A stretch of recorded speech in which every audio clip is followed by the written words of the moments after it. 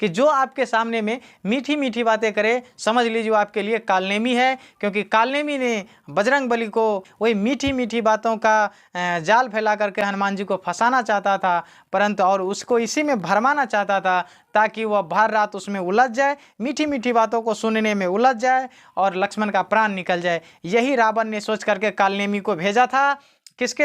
हनुमान जी को रास्ता रोकने। इसीलिए आप लोग को भी याद रखने की ज़रूरत है, जो आपके सामने में मीठी मीठी बातें करे एकदम सावधान होने की ज़रूरत है। तुरंत एकदम सावधान हो जाइए, क्योंकि सत्य कभी भी मीठा नहीं होता है, सत्य हमेशा कड़वा होता है। इसीलिए आपके सामने में जो मीठी मीठी बातें करे, समझ लीजिए वो कालनेमी है। देखिए यही काम किया था शूर्पणखा ने।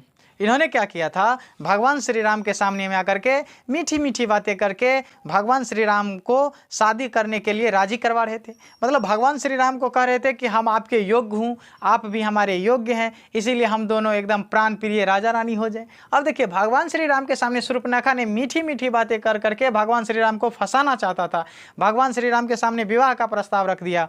यही एक और उदाहरण देता हूँ।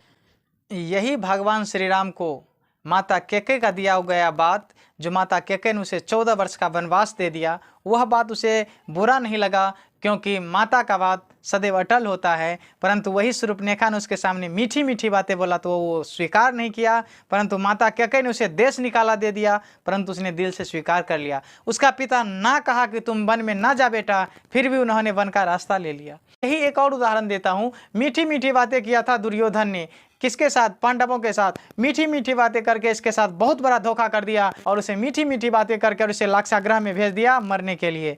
ठीक है, इसीलिए मीठी मीठी बातें बहुत खतरनाक होता है। मीठी बातें किसी का सत्य हो ही नहीं सकता है। इसीलिए आपके सामने में जो आपके सामने में मीठी मीठी बातें करे, समझ लीजिए वो कालनेमी है और आपका रास्ता रोकने आई है और आपके जीवन में कभी उस चांद उदय होने नहीं देना चाहता है वो। इसीलिए आप लोग को सावधान रहने की ज़रूरत है मीठी मीठी बातों से। ठीक है, क्योंकि आपको याद रखने की ज़रूरत है, सत्य कभी भी मीठा हो ही नहीं सकता, सत्य हमेशा कड़वा होता है। ठीक है, तो ये मोटिवेशन अगर ठीक लगा हो तो एक लाइक ज़रूर कीजिएगा, सब्सक्राइब इच्छा करे तो कर दीजिएगा। ठीक है, मिलेंगे नेक्स्ट क्लास में। जय हिंद।